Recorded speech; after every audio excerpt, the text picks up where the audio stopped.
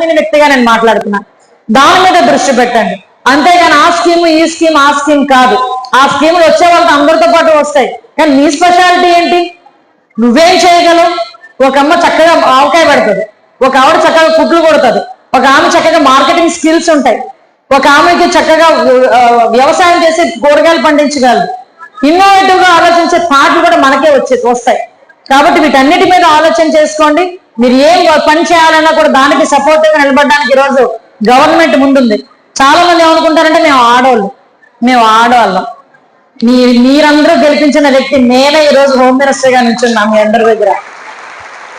నాకన్నా శక్తివంతులు మీరు, ఎందుకంటే మీరందరూ ఓట్లు వేస్తే గెలిచి ఈరోజు ఇక్కడ నుంచున్నా. ఈరోజు ఎంతో మంది ఈరోజు ఇదిగో మనం ఎప్పటి నుంచో చూస్తున్నాను, నేను ఇక్కడికి వచ్చిన దగ్గర చూస్తున్నా ఉమెన్ ఎస్ఐ ఎవరైనా ఉంటారేమోనని. మొన్న పంపించారు మా ఎస్పీ గారు ఒక ఉమెన్ ఎస్ఐ. చాలా మంది కానిస్టేబుల్ చాలా మంది పనిచేస్తున్నారు, ఐఏఎస్ ఆఫీసర్లు, ఐపీఎస్ ఆఫీసర్లు.